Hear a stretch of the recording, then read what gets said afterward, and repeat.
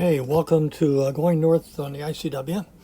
Today we're going to cover Key West to Titusville from mile marker 1245 to 878 in the spring of 2020. Now the status we're giving here, all the foils you're going to see and more detail even than that is available on What Do We Guide Explorer webpage, as you see there, or from the alert icons that you pick up on Aqua Map, CIQ or iNavX, or from the ICW Cruising Guide by yours truly, which, by the way, I just updated today and includes all the latest charts or off the Amazon site. And of course, you can join the Cruising Guide Facebook page with 7,000 members and keep up to date that way. You will see a blue dotted line on my charts. That was my fall track 2019-2020 from Hampton to Key West. It is available for free download and will be the subject of a future video on how to use it. On to slide 3, the first leg is from the Key West to Marine Stadium. I usually stop over a Marathon. I used to always pick up an Anchorage, but that's becoming very difficult recently with all the people. And getting a mooring is pretty much a thing of the past if you're trying to do that in January or February. March starts to thin out. Usually April you can get a mooring without too much trouble. Then I stop over Rodriguez Key and then go up to wind up in Marine Stadium. Before I get to that Marine Stadium, going into Marathon is really not a problem. You'll see about 8 feet mean low water. Just stay about 50 feet off the greens. The red side is shoaling, but not too bad. Stay within 50 feet of the greens and you'll have lots of water. Now, Marine Stadium is one of my favorites. You see the mark right here, which is where we usually anchor.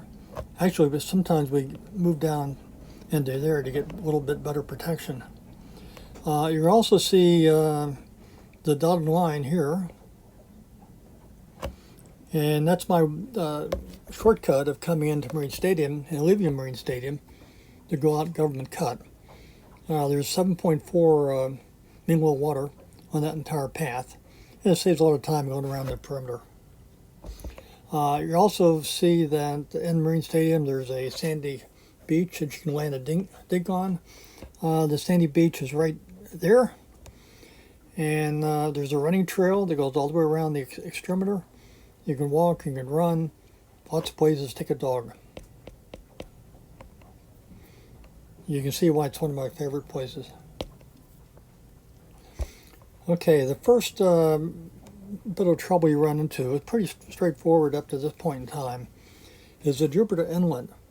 It is the developing area, and when I came down in the fall, actually in January, I took this path,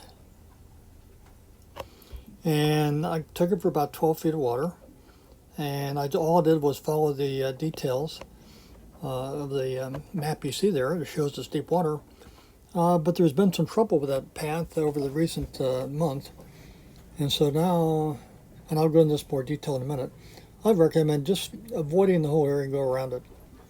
About a 50-foot radius or 300-foot radius around R2. You'll also notice as you go to the left side of the chart that there's some shoaling happening here that you want to avoid, and you can do that easily. And now that what you see there are two tracks. One, the blue dotted line is my track. The red line, I'll go into a bit more later, is actually a route, GPS route, that runs all the way from Hobe Sound all the way into Fort Lauderdale, that you can download, and it goes through all the bridges. And with the Route Explorer, it tells you the ETA to each of the bridges. But that's the subject of another presentation. So let's look in a little bit more detail now at that left-hand side of the previous foil. And you see the recommended line passes right over the top of a 5.5 foot shoal. And the dotted line you see there, up here, goes around it. So it's easy enough to do. You can see it clearly in Aqua Map when it shows the US ACE survey chart. So it's really simple, but if you just weren't aware of that, you might get a surprise at low tide if you have a 6-foot draft and trying to go on the black line.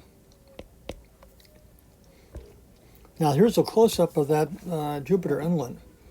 Again, what I did in the fall, in January, was go right through there. But evidently that's a pretty narrow cut. We've had 2 boats report back that they ran into trouble, and it wasn't clear they got all that far off the track. Nonetheless, I saw 12 feet. But I think the easiest thing to do is, why tempt Mother Nature? Just take a route through and go around it.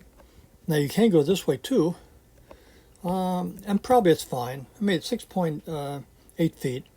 I mean, how many people have a 7-foot draft at low tide, especially with a few feet of tide?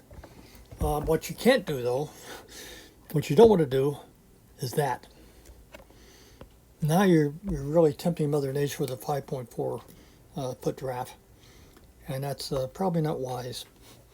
So if you're going to go and not take the route that goes all the way around the perimeter, make sure you go through the area where at least it's the shallowest. I'm backing out all the lines I'm drawing.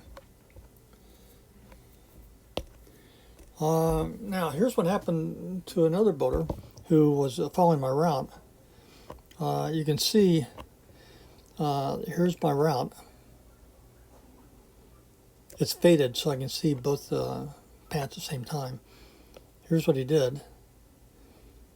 I think he said he had a 5.5 or 6-foot draft at low tide. So you can certainly see that shoal was really there. He can attest to that. He backed off and went this way, which was deeper than that 5.4 feet. That's one of the reasons I never recommend just going around it. Because another boater went this way, and it could be argued it was off a little bit, 5 to 10 feet to the east, but not all that much, and had a problem. Let me back out all the drawings here. Now, suppose you're using just Navionics. Navionics says, oh, there's no problem anywhere here. Everything's 8 feet or more. You remember you couldn't go this way because you ran a 5.4 foot shoal? Well, Navionics says that's fine, 8 feet. Now, that's the problem. Navionics is very useful. I use it all the time, and for 95% of the time, it's fine.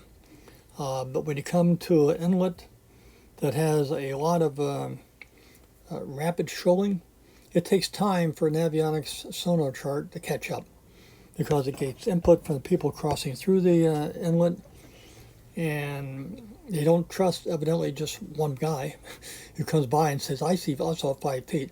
They want boaters to vote. Eventually it builds up, and it's a good tool to use. And I'll show you what I mean by that.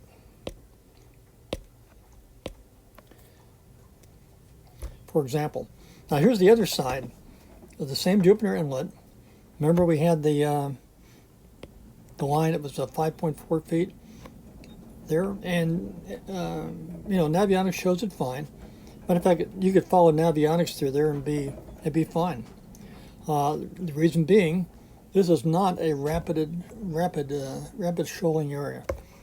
It takes a long time for things to move on this side of the inlet, unlike the side next to the ocean, and it's pretty typical of many places in the ICW. We really can usually depend upon the sonar chart.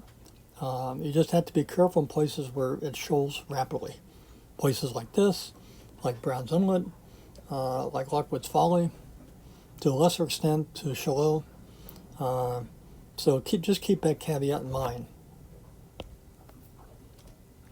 Now, having got through Jupiter Inlet successfully, there's really nothing in between of any nature, any big worry. There's always the crossroads, But the good thing about the crossroads is it's been recently dredged. Even though it's recently dredged, you got to watch out what you're doing here. I mean, you have some areas where there's plenty of water. You just have to make sure you're where the plenty of water is located, and using Aqua Map, that's really not a problem. And here's another example here. Again, using Aqua Map, you're fine.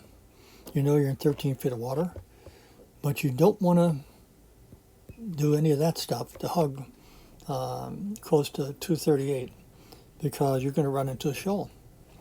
That's right there in the chart. You can see in Aqua Map. This is by Fort Pierce. The only other thing to worry about in Fort Pierce, there's shoaling. It's been dredged, and if you follow the dotted line or the Aqua Map deep water, you really have no problem. But if you follow the black line, which is for the most part is the magenta line, you're going to run in 5 feet of water. So that's just simply something